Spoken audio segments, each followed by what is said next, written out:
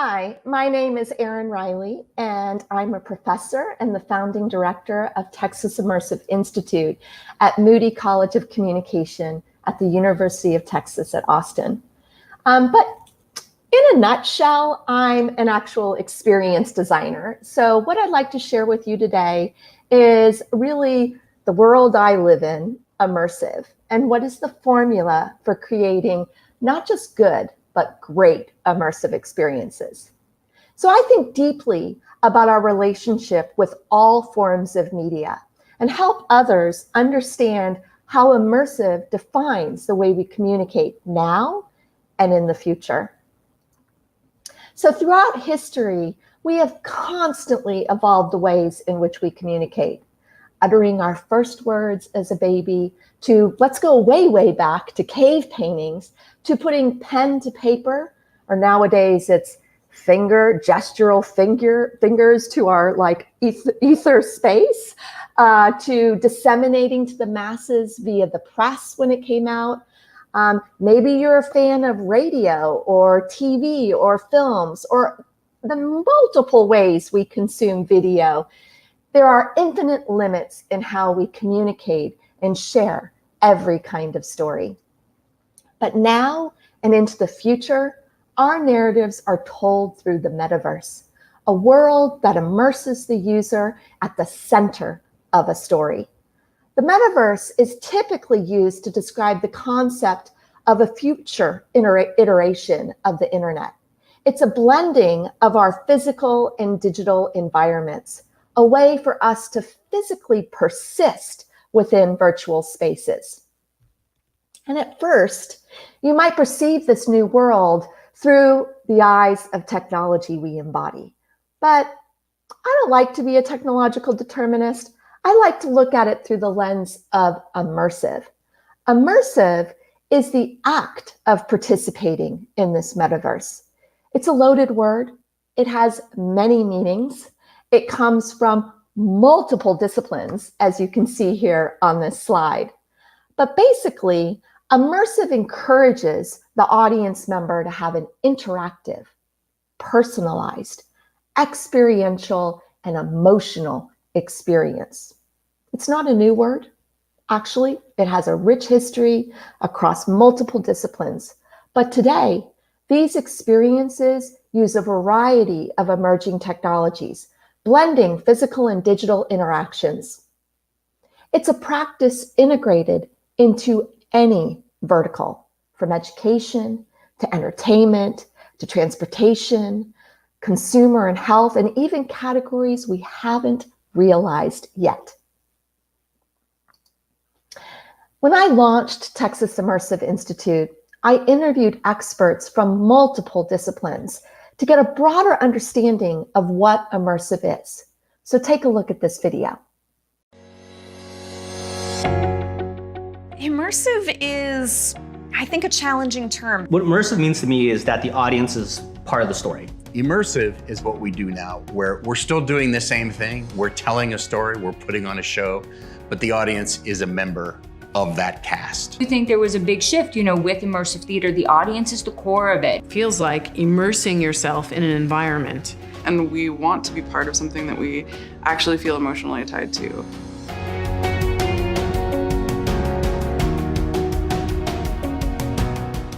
A lot of people think of it as a constraint of technology.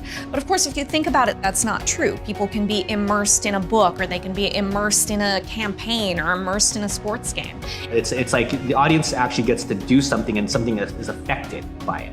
Which means everyone's still trying to figure out what immersive is. Sometimes that happens fictionally through entertainment. Sometimes that happens in a real lived experience where people need to rely on a certain software or hardware to help them make sense of or deal with an environment, a situation. For me, immersive is just part of life now.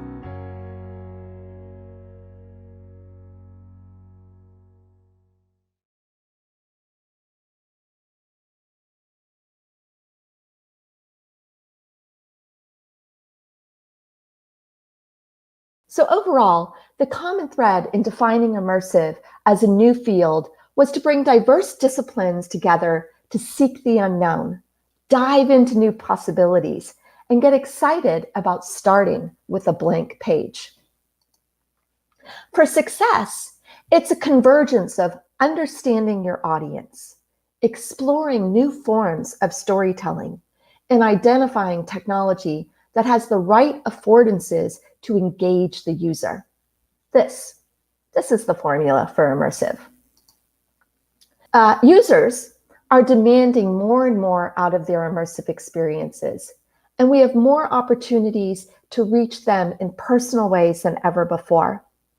Thinking past the boundaries of a passive, lean-back mobile or desktop experience, immersive opens up potential possibilities to create new experiences anywhere. But we have to adopt the technology that defines the metaverse where we can be immersed. These technologies are collectively known as extended reality, or XR in short. It's the next phase of the human-computer interface, integrating digital content into our real world, such as augmented reality, or creating fully virtual environments, such as virtual reality or mixed reality. I like to say that XR is the suitcase of acronyms: AR, VR, MR, and I throw in IoT and AI as well, because they often are the drivers of the metaverse. The future of immersive is a fundamental shift in the way people interact with media. To use XR as the umbrella term is to recognize this intersection of these technologies and the many ways we will work, live, and learn together. They're disrupting our everyday interactions. Now, immersive experiences have to exceed a user's expectations. And to meet these high standards for experience, story proves to be the key differentiator between good and great. And specific factors rise to the top. So whether the immersive experience is physical, digital, a combination of both, experience needs to have these key attributes. It has to be beautiful, authentic, unique, inspirational, and welcoming in order to stand out to the crowd. So let me give you a few examples. Beauty, in particular, contributes to the quality of people's first impression, and it's also connected to how people perceive the value of a product, a service that's associated with that experience. So here we're seeing how can we reimagine or transform the dining experience without overpowering it.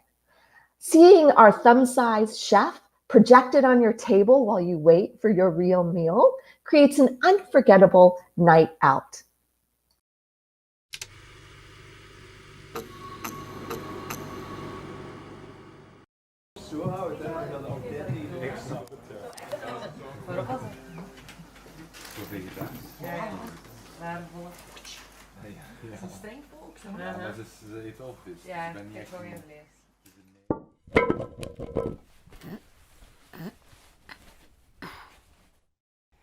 Bonjour, bienvenue.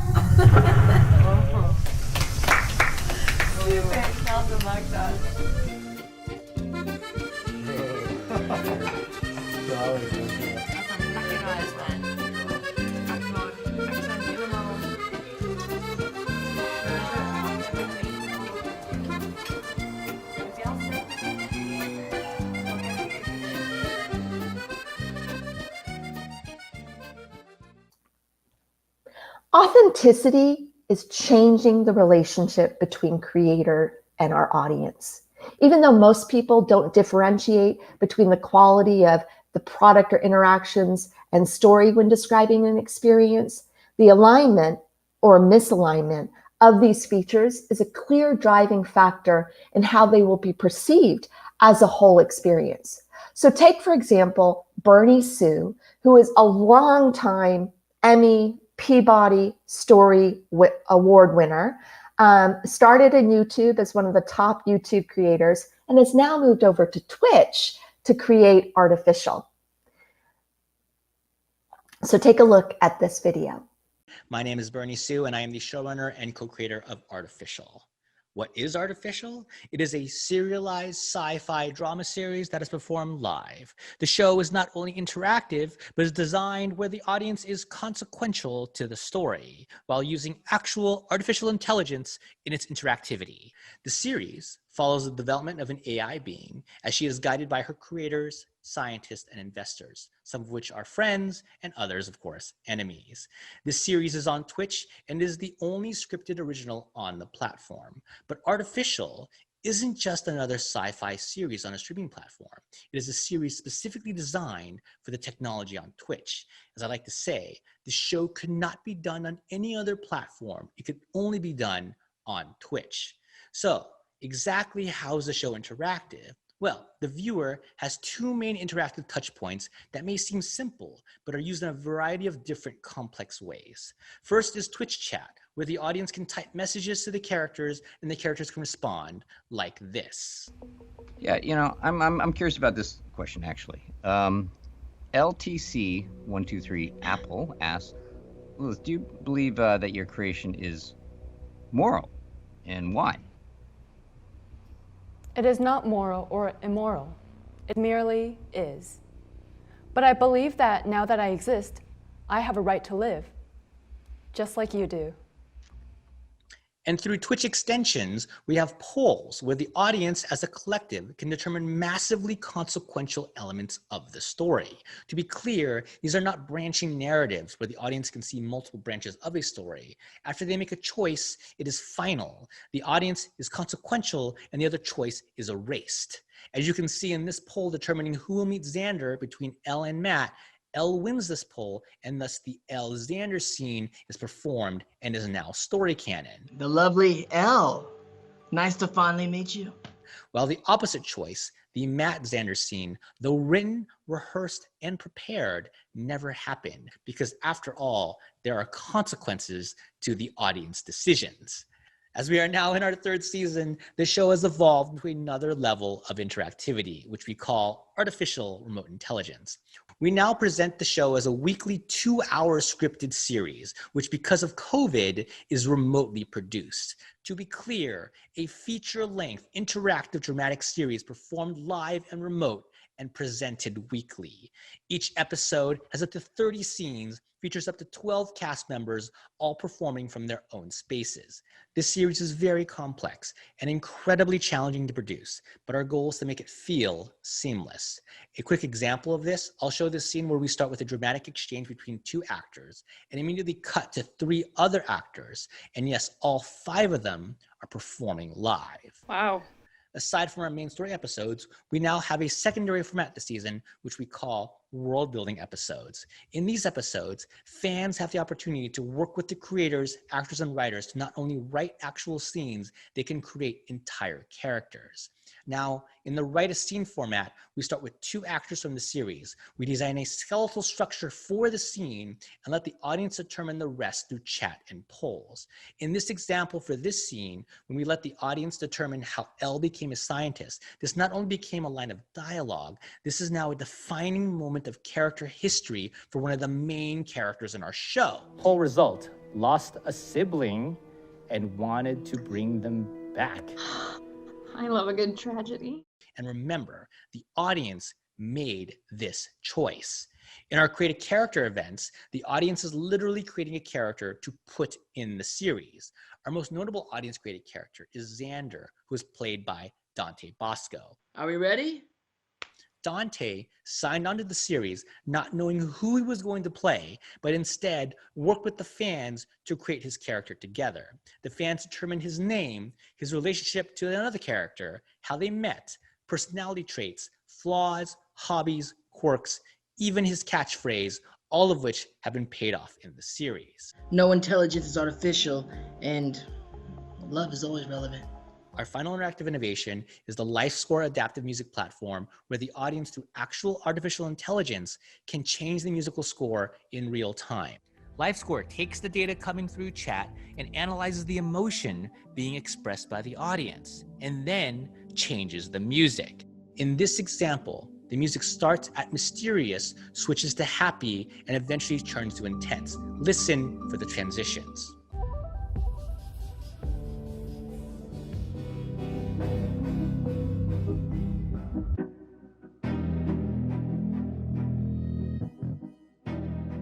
How the system is set up is through this backend producer tool built in Twitch extensions. As a scene comes up, I, as a director, will set the musical theme of that scene based on drama, subject, or characters. After I select this theme, the music defaults to the general emotional class. And at that point, the audience, through chat, can shift the music across 4 emotional classes: happy, sad, mysterious, and intense. But also, the audience can shift the level of the music. For example, taking intense level 1 to level 2, and then on to 3.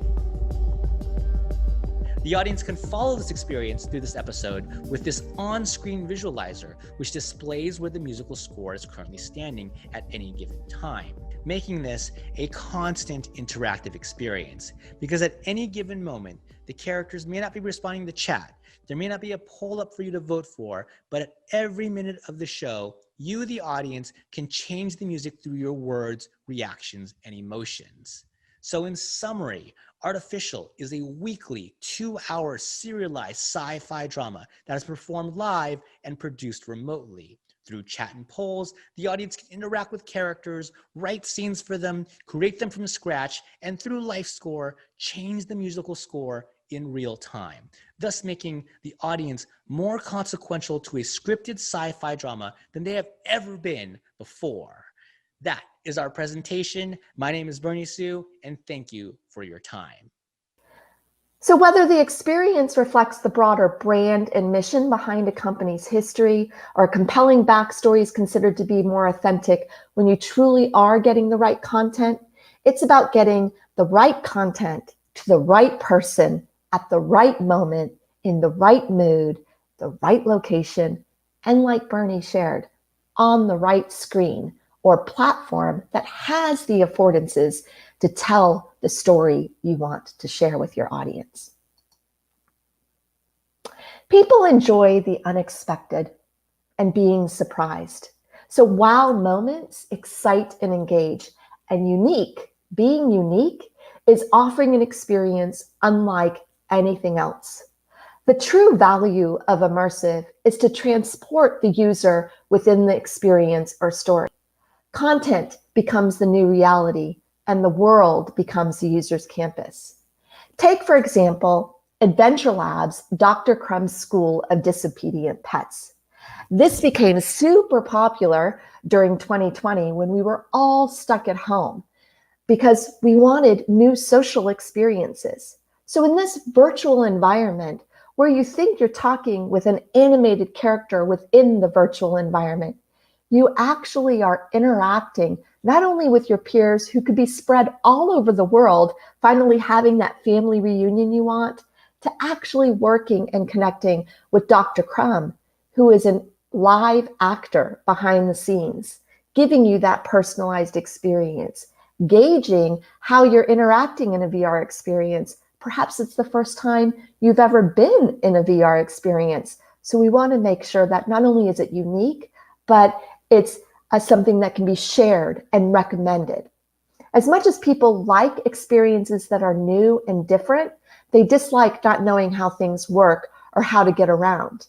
So how Adventure Lab does it is they put a live actor in the middle of your play experience in order to help guide you or support you. People want control over their experience, and have choices in the path they take in a story. Choice is a key part of immersive, creating a world where I can go this way and you can go that way. That means making the function and intuitive aspects from onboarding the experience to actually the experience itself, to even thinking about what happens on conclusion. Because taking someone out of the metaverse, out of the virtual world, and putting them back into reality can be very daunting sometimes. It'd be like jumping off a swing and not landing right.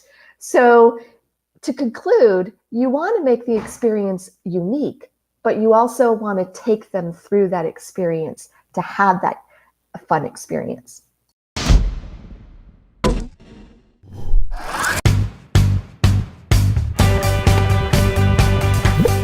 Hi. I already sent the code to Justin, but we're all gonna be there. I'll see you there. I'll see you there in a little bit. Yeah, I'm excited.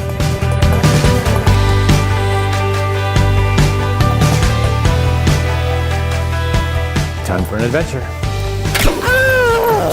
Hi. Hello! You must be the new mongrels for my minion army.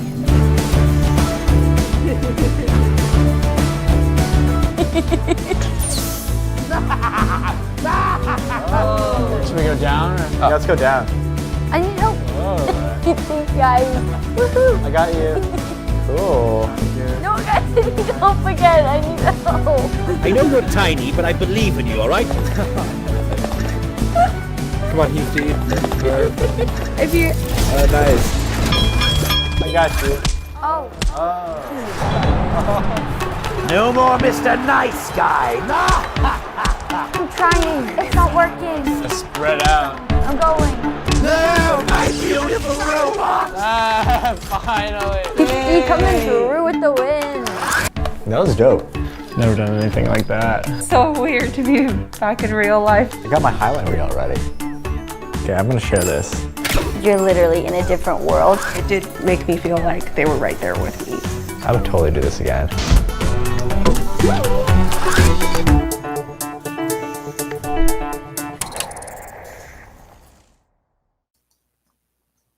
So the search for inspiration is a core aspect of our behaviors and decision making. And spaces that are designed to spur creative thinking offer some of the best experiences. In particular, immersive experiences need to inspire people to change behavior, whether that means connecting them to nature in new ways, exposing them to new or unexpected ideas, or creating places that support a diverse range of activities that broaden perspectives. For example, in 2020, the Messy Truth VR experience won the Outstanding Original Interactive Program for the Television Academy's Emmys. Their virtual reality series was designed to build empathy in the user.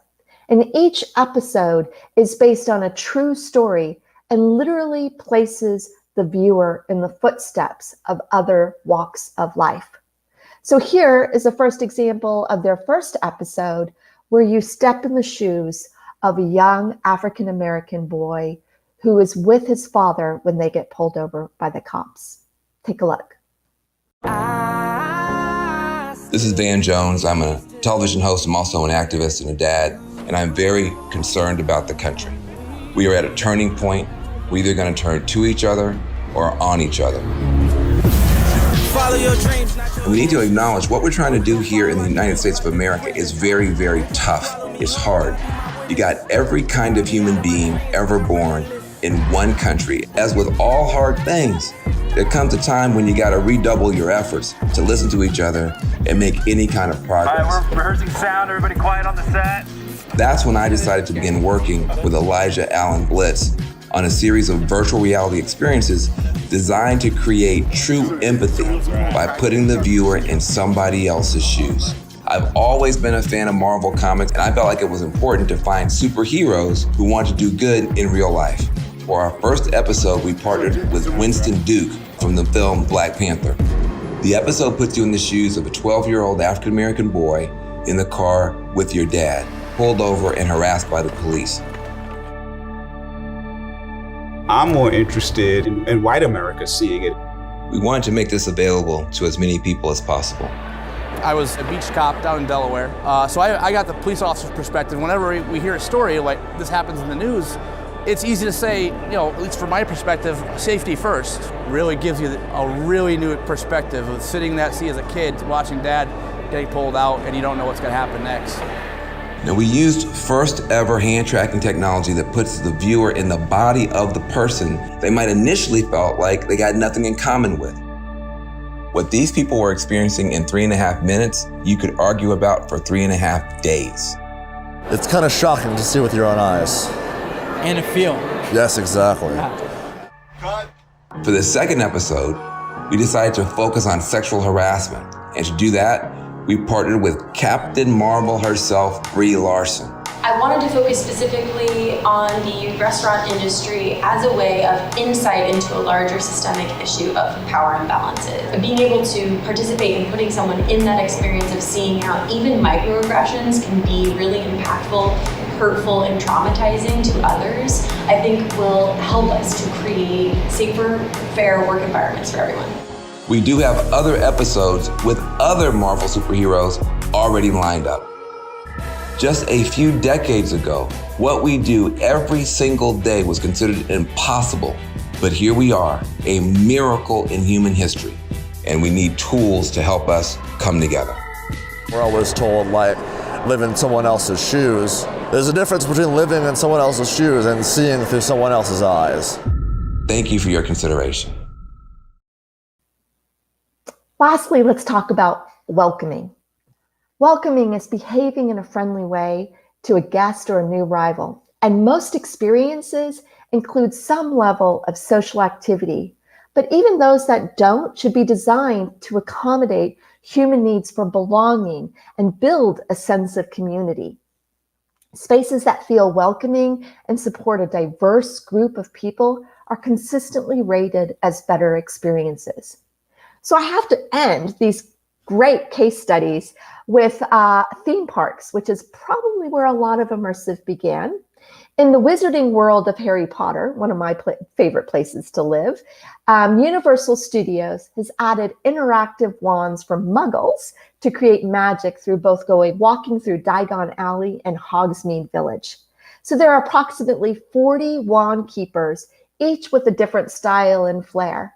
And the wand keepers at Ollivanders rotate 45-minute sets, so you can go through the ceremony to find the wand that chooses you multiple times and are provided a unique experience each time.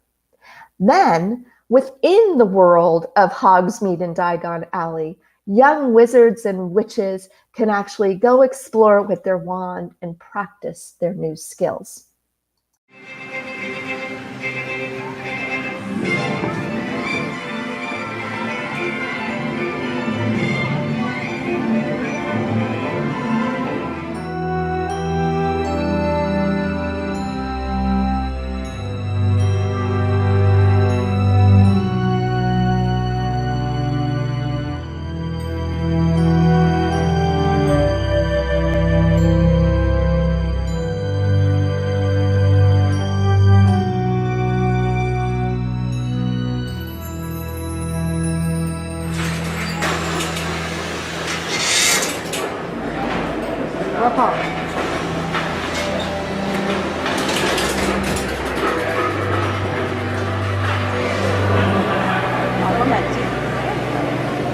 Would you care to take a sip of our coffee?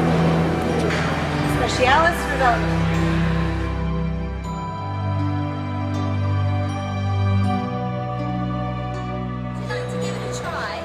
Absolutely, Sure. step right up. If you've time to dock, you've time to work. All I'll right. let you borrow my wand even, unless you've got yours. I do not. All right, step on up. What do I do? Start with her. She's an excellent teacher. All right. Okay. Point it straight up that way and circle to the right and say reparo. Reparo. Ah, there it is. You're going to point that direction. You're going to do a number 4 and say locomotor bellows. Up, down, to the right. Okay. Up, down, to the right. Yes, locomotive bellows. Try it again, a little smaller. There you There we go. Lovely. Genius.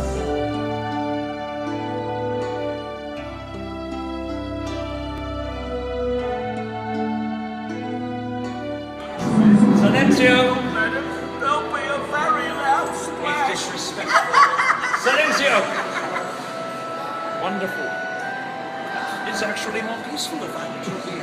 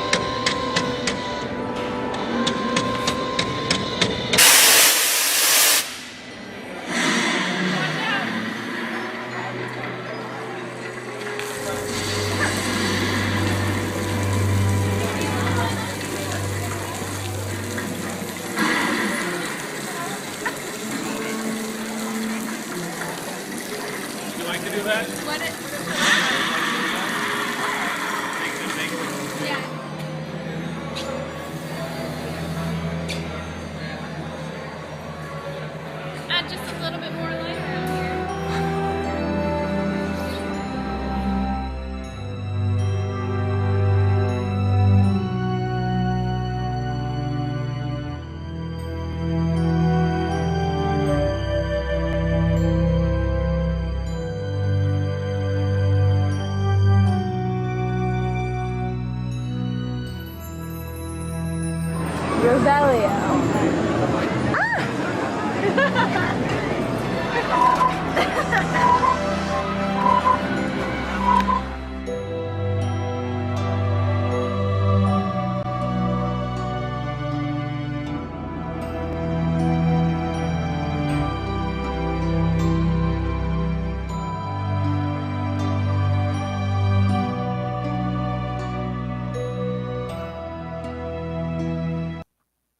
Now, while these showcase great immersive experiences, when I launched Texas Immersive here at the University of Texas at Austin, I wanted to offer experiential learning for the next generation of storytellers to design and develop the future of immersive.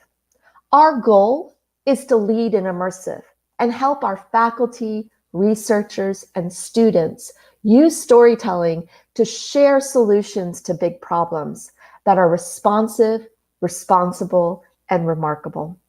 Already, we're incorporating these attributes that I've shared with you today into our own projects we're distributing to the world. For example, our first project released this month in partnership with UT Admissions' new Welcome Center. They desired a more impactful campus visit for their digital-first generation. So we developed UT Austin's Be a Longhorn campaign. And the first things the students tackled was to design the mailers, because a lot of them actually received thousands of mailers their senior year in high school, and all of them usually go in the trash. So we wanted to create that mailer that was more interactive, that piqued their curiosity, and whether you could come to campus or not, which a lot of seniors last year couldn't come to campus for a visit, they could have a meaningful prospective student experience before they even stepped foot on campus, giving them a peek into what life here at UT is. So take a look. There we go. Well, hey there, partner. My name's Bevo, and welcome to UT Austin. Come with me and I'll show you around. Tap on any of the buildings to discover more about UT Austin. We also wanted to help students find their place on campus when they arrived. So we created a self-paced tour where they can follow our mascot, Bevo. We wanted them to walk along the walkway with Bevo to learn about UT's student life.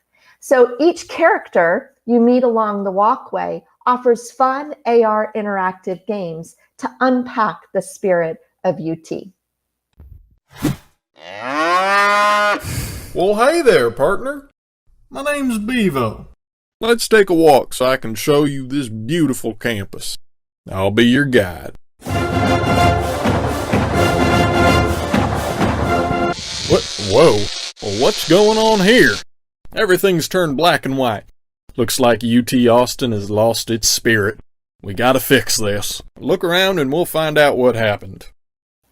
And lastly, we thought about the offboarding experience of the Be a Longhorn campaign. We wanted to turn the Admissions Welcome Center into an interactive space to bring a memory so that those prospective students and families could bring a memory home from their UT experience. So we created an augmented reality touchscreen photo booth. Take a look.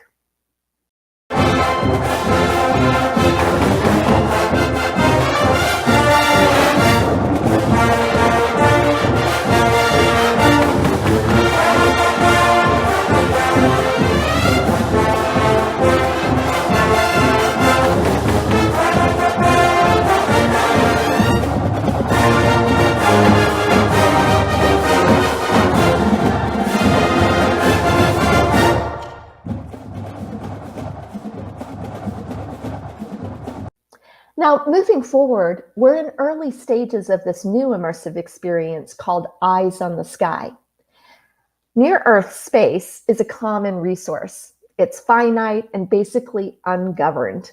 Maybe you've been watching all the big companies gutting up to shooting their own spaceships up to near-Earth space.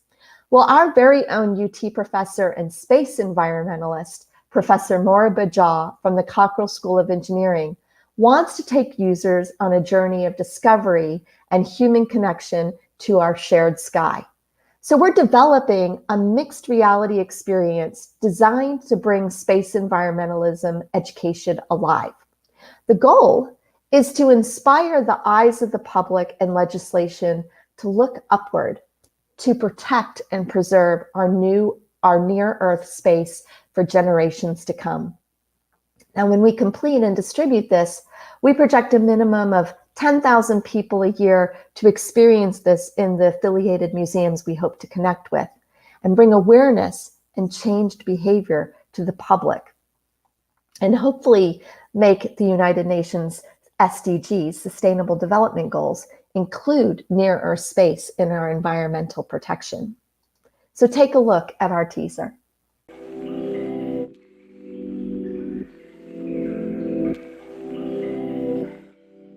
This is a town like many, many others. There's nothing particularly unique about this town. It's peaceful, it's safe. I don't want to give it all away just yet, but I have to tell you a few things. Things aren't quite what they appear to be. We're in a state of disharmony with our environment, and it's actually not about just what's going on Earth, it's about what's happening in space. Hi, my name is Moody. I'm an astrodynamicist, a space environmentalist, and an associate professor of aerospace engineering and engineering mechanics at the University of Texas at Austin. Together with a group of students and faculty, we're trying to make a difference. It's a project called Eyes on the Sky. Why? Let me show you something.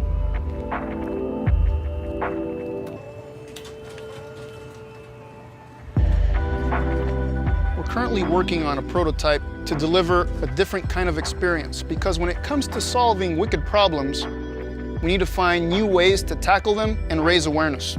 What we're trying to do is investigate new ways of storytelling. Me, I'm a scientist, I have lots of data. But I can't just show people data and it makes sense. I want my audience to be all of you, to be humanity itself. And for this to be successful, we're investigating this thing called mixed reality, which is a fusion of both physical and digital experiences. We're developing this prototype called the Sky Dome. Basically, it's an immersive portal. In essence, it can take you anywhere in the universe and make you believe it. All these dots that you see swirling around me, these things are mostly space garbage, space debris, different orbital altitudes, orbital highways, moving in near real time. And a lot of this number crunching is happening at the Texas Advanced Computing Center as we speak.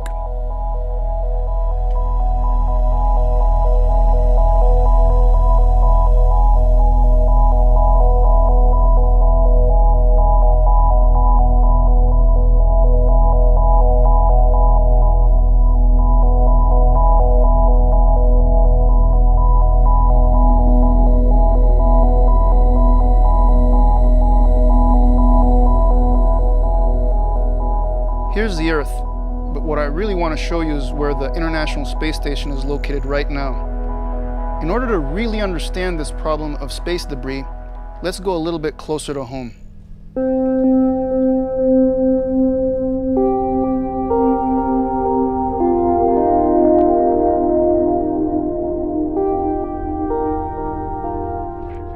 Okay, welcome to near-Earth orbit and the International Space Station.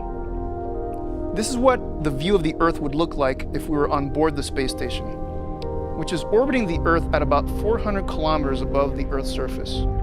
As you can see, it's already quite busy up here and is going to get busier all the time. Remember those yellow dots in astrograph? Well, these yellow dots represent dead satellites, pieces of debris, just like this satellite that you see drifting behind me. Unfortunately, 95% of all the objects that we track orbiting the Earth are like this one, basically dead pieces of junk. As it turns out, all this debris orbiting the Earth can cause a whole lot of damage. In fact, something the size of my cell phone could punch right through the International Space Station, or take out an entire network of communication satellites.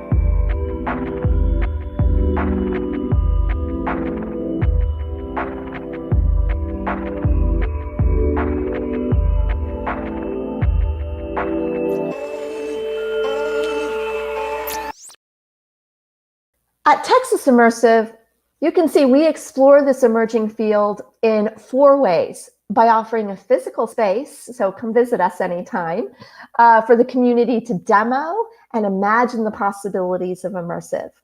We have courses in executive education to help prepare the next generation to learn this field, and we conduct applied research by designing, developing, and researching immersive experiences.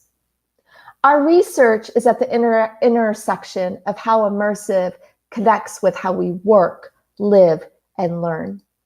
And so far, our insights have informed new ways to engage users' attention with a growing list of supporters. Overall, immersive is about getting involved. The relationship between the creator and the audience has changed, and immersive offers a profound shift in how people think, feel, and behave.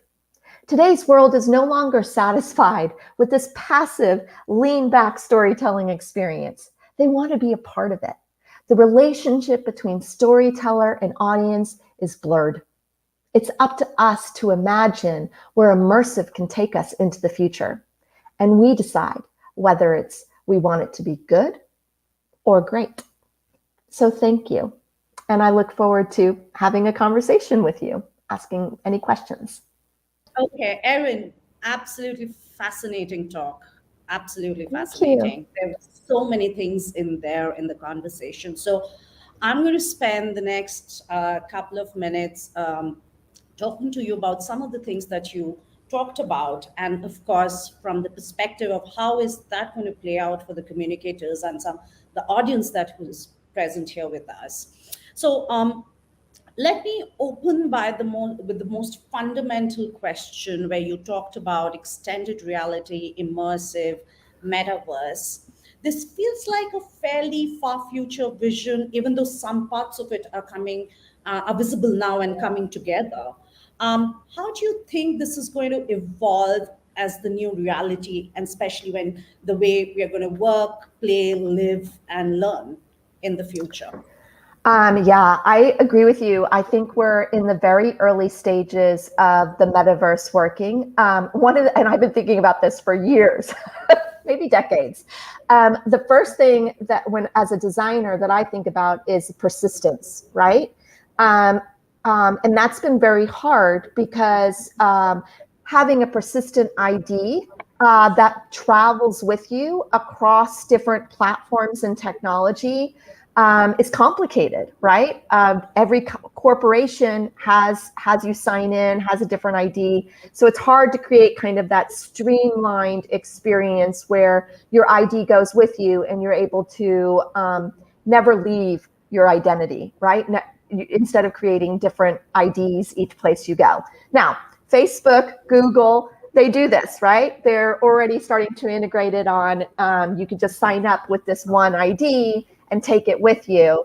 And that's a really good start in making sure that the metaverse will be a seamless, immersive experience.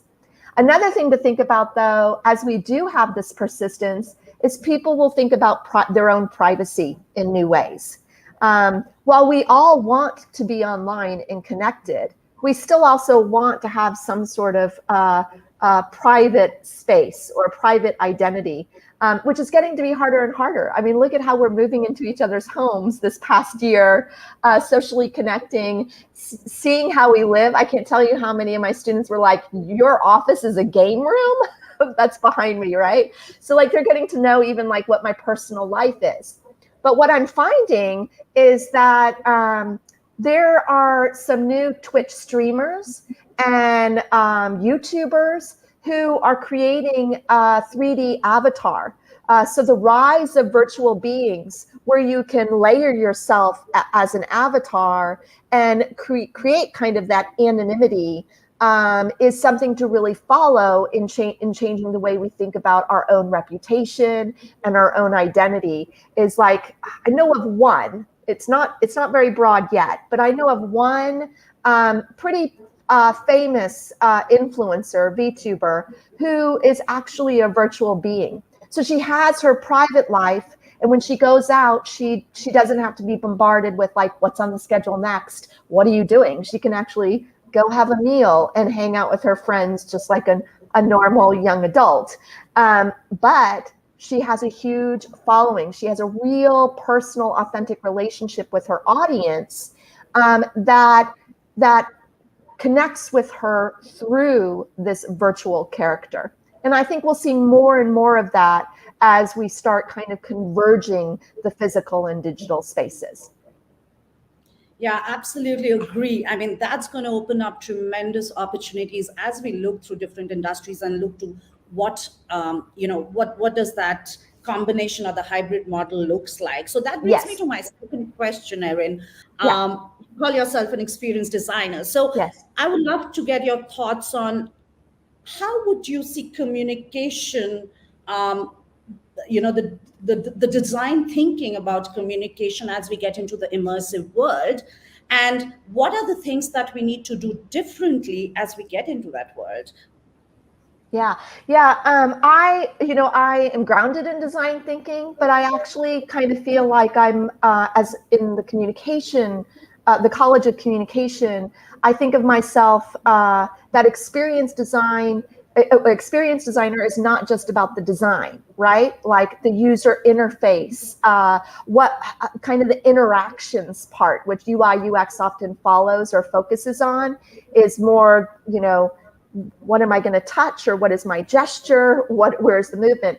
I think of it more as story design, an experience designer, right? How are we communicating and creating those call and responses between creator and audience that changes us to think about communication not as what we've known for years, like the one-to-one, the one-to-many, the many-to-many. Now it can be so personalized that I can fluidly move between all these different ways of communicating. And story, which I'm grounded in transmedia storytelling that Henry Jenkins coined back in 2007. Being able to tell your story across different media. Each medium can stand alone and the story can have its own purpose. But as you move across, you get to learn more about that story universe. You get to start making connections. To me, that's the way we're communicating in this metaverse. That we are building these transmedia story worlds, and we are trying to find, as an experience designer, the small nuances of more of a kind of direct path in the story, that linear path we need, getting to point A to point Z, but giving me a lot of freedom to personalize it, to move through, to make choices. And it creates a more authentic relationship in that story. And that's what I'm looking for as an experience designer, is working with a team to make sure we've fully thought through what we're trying to communicate to who, when, and why, right? So it's like, what if this, but then why not? Who is it? Where is it? What's the location? All of those things come into play. So no, that's absolutely fascinating as the physical and the digital converge. So that brings me to my next question, Erin, in terms of where experience is becoming more immersive, storytelling, transmedia storytelling, where this is a world beyond voice, this is a world beyond text, right? Where you're virtually moving through spaces, whether it's your work, whether it's how you entertain yourself. That world, this convergence of physical and digital, also means that there would be a lot more information and data which is going to be at play. So what, according to your views, should be the balance between personalization and privacy? Good question. Well, let's talk about the data. Let's just unpack this a little bit with the data that you're talking about, because I think we've been used to our interactions with sight and sound, but now in immersive, we're getting into sensory media. So I'm currently doing research at Texas Immersive around haptics, right? The touch and tangibility. D-Box Technologies has just released a haptics game share because gaming is blowing up at the home, right? And that's a new language, haptics, we need to understand. That's data we'll continue to start collecting. So, and the way we're collecting that data is through facial recognition and biometrics, right? So now it's not just where my eyeballs are or where my head is tracking. I'm tracking also the sensory connections on arousal, on emotion, right? On my facial emotions of participating in these haptics, of what triggers me in type of the tangible, I call it tangible storytelling components. So you take that into account, and privacy and personalization gets even more minute, right? And you can be inundated with data as to which data should you be looking at, right? So for example, I've been working with creative directors to say the way you would look at some of this haptic data is to compare it to the story, where the user is in the story, and see where arousal is happening, so we can start gaining and interpreting this new language of what works, what doesn't. We automatically, I guess we guess that if it's moving and fast and it's like driving a car, that's where we want haptics. But actually, you're not going to want to jiggle and joggle and move around a ton. when you're gaming for 4 to 6 hours, I would have a sore back, but I would totally sore back. I'd be like broken by the end. So it's the subtleties, right? It's the subtleties we're looking at in the visuals related to the tangible haptics that will tell me and shape the new stories that were emerging. So that type of kind of minute data is changing the way we're personalizing the subtle gestures in an experience. Now, with personalization versus privacy, I think that I have to bring it back to the virtual beings. I think that's an interesting thing to pay attention to and keep on following because it might create, as we move into this hybrid model, kind of like Wizard of Oz. You know, we all become kind of the man behind the curtain, the female behind the curtain, and that I can still have this magical space and participate, but I can have choice in who I let behind that curtain or not. That's really helpful to know and pretty insightful as we think through, doing that fine balance between personalization and privacy. And there's so many things at play there. So Erin, I'm going to shift gears a little bit and put the focus on storytelling and of course, dip into your expertise, as you look through the different ways of, storytelling itself has evolved over the years. Oh, yes. So traditionally storytelling, kind of started which is often rooted to what is happening around us, which kind of evolved as new media and new formats started coming. So, but the essence of storytelling has always been connecting the dots, looking at the larger collective goal. Do you think the extended reality will splinter our sense of shared reality in storytelling? I actually think that the future creates more of a collective story. So where I've seen the biggest disruptions is I follow Jeffrey Gomez, who is a storytelling expert. And he really has unpacked what we have done for centuries is followed this linear model of the hero's journey, okay? Even some of my favorite universes that I live in has been based on the hero's journey, right? Star Wars, hero's journey. Lord of the Rings, hero's journey. Like Harry Potter, hero's journey, right? But now you look towards our future and it's really being disrupted. So agencies, companies, studios, writers who are relying on the hero's journey are kind of telling old storytelling models. It's more, we need to look at nonlinear, trans-platform communication. Those are the places where the model is being disrupted. And what's rising is the standard tropes of classic storytelling have really begun to be slow or obvious or dated. So Jeffrey Gomez talks about this collective journey model, and it helps us explore a new way to look at storytelling where the audience participates in the narrative.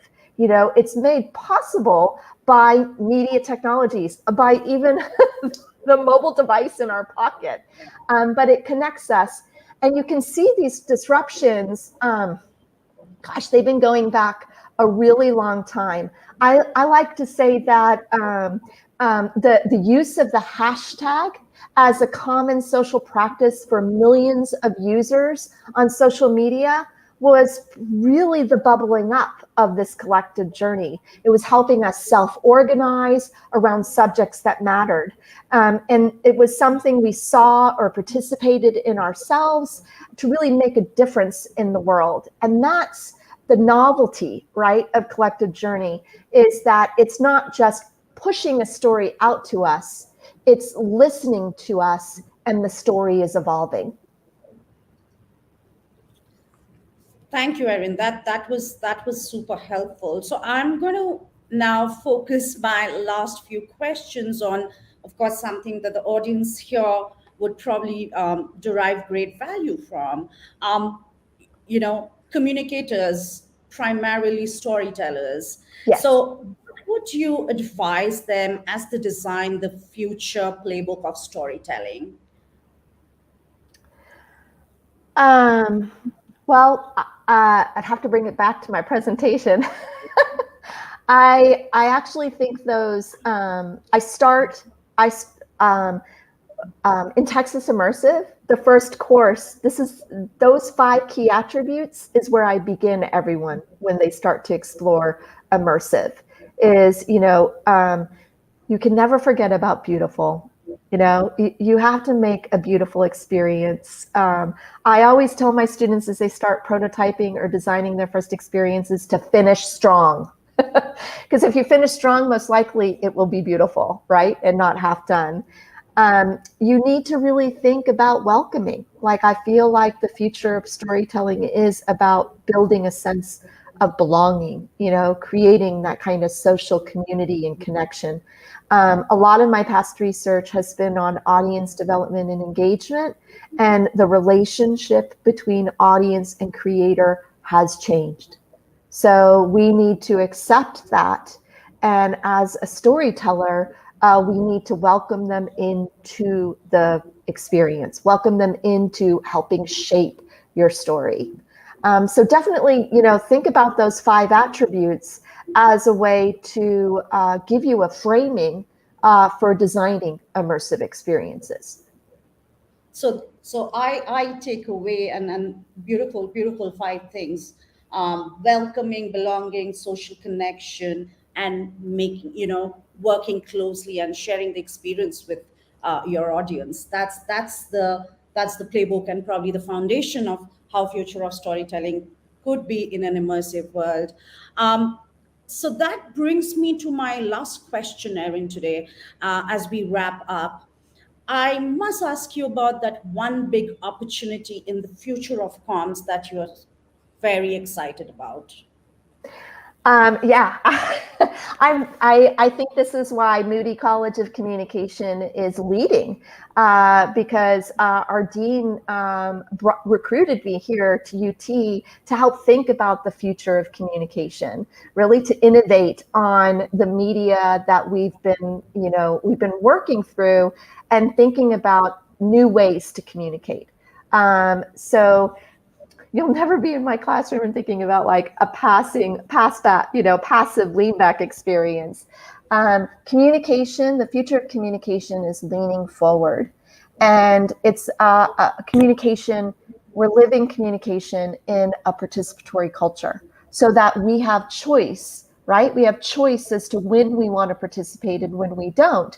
So it's not that there's no lean back experience. It's that I have the choice to lean forward and participate in multiple ways.